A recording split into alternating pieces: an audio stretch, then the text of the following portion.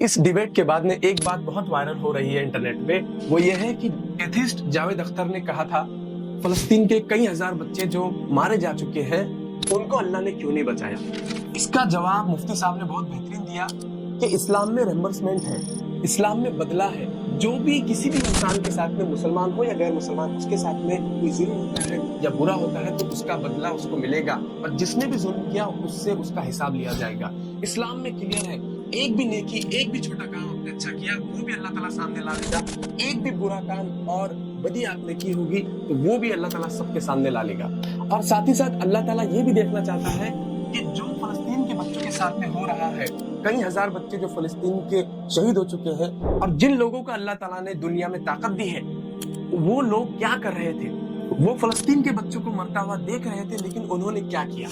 फलस्तीन के बच्चों पे जुल्म हो रहा था, इजराइल खुला जुल्म कर रहा था फलस्तीन के बच्चों पर। ये लोग क्या कर रहे थे जिनको अल्लाह ताला ने ताकत दी है। ये भी अल्लाह टेस्ट करना चाहता था।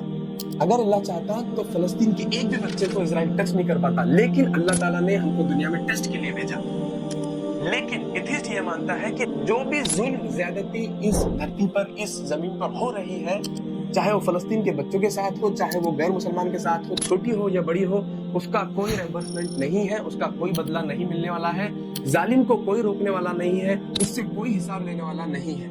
सोचिए, अगर ऐसा होता तो कोई भी आदमी किसी को माफ नहीं करता। हर आदमी सोचता कि मेरे साथ में इसने जो जुल्म किया है मैं इसको कैसे माफ करूं, क्योंकि इसका बदला कोई लेने वाला है ही नहीं, तो मैं ही इसका बदला लेता हूं। हर आदमी, हर गली में मर्डर होता, हर आदमी सोचता कि मेरे साथ जो जुल्म हुआ है तो उसको माफ करके कोई फायदा ही नहीं है, क्योंकि इसका तो कोई रिम्बर्समेंट ही नहीं है, इसका तो कोई बदला मिलने ही वाला नहीं है। तो वो बेचैन हो जाता और वो चाहता कि मैं कैसे भी अपना बदला ले लूं। और हर गली में आपको मर्डर देखने को मिलते, क्योंकि हर आदमी ये उम्मीद खो देता कि कल इसका हिसाब होने वाला है, जिसने मुझ पर जुल्म किया है इसका कल हिसाब होने वाला है, ये यकीन खो देता। आप जानते हैं बहुत से लोग ऐसे हैं जो अपना बदला नहीं ले सकते, जो बहुत कमजोर है। वो इस बात को जानते हैं, जो बिलीवर्स हैं, लेकिन वो इस बात को जानते हुए छोड़ देते हैं कि जाने दो, मैं तो आज बदला नहीं ले रहा हूँ, कल मरने के बाद अल्लाह ताला इसका बदला लेगा, कल इसका हिसाब होगा। बहुत से लोग ऐसे हैं जिनके पास में बहुत पावर है, जिनका कोई कुछ बिगाड़ नहीं सकता इस दुनिया में, और उन्होंने बहुत जुल्म किया। लेकिन हर बिलीवर जानता है, जो भी मानता है ईश्वर में, भगवान में, अल्लाह में, वो मानता है कि नहीं, कल इसका हिसाब होगा। आज तो इसके पास ताकत है, लेकिन कल इसका हिसाब लिया जाएगा।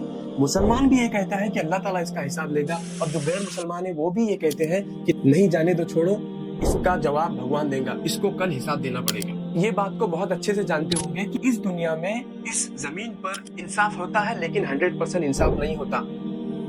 फॉर एग्जाम्पल, अगर एक शख्स ने 100 लोगों को कत्ल किया, 100 लोगों का मर्डर किया, अगर गवर्नमेंट ने उसको मौत की सजा भी दी, तब भी एक ही इंसान का बदला चुका है, एक ही इंसान का बदला हुआ है। 99 लोग जो है उनका बदला तो अभी नहीं हुआ, उनका बदला उनको इंसाफ कौन दिलाएगा। तो ये ताकत इंसान के पास है ही नहीं कि एक इंसान को 100 बार मार के 100 बार जिंदा करे। ये काम वही कर सकता है जिसने पहली बार इंसान को पैदा किया, और जो इंसान को मौत देता है, जिसको हम अल्लाह कहते हैं और जिसको लोग अलग अलग नाम से पुकारते हैं, वही है जो एक आदमी को 100 बार क्या 1000 बार भी जिंदा कर सकता है और सजा दे सकता है।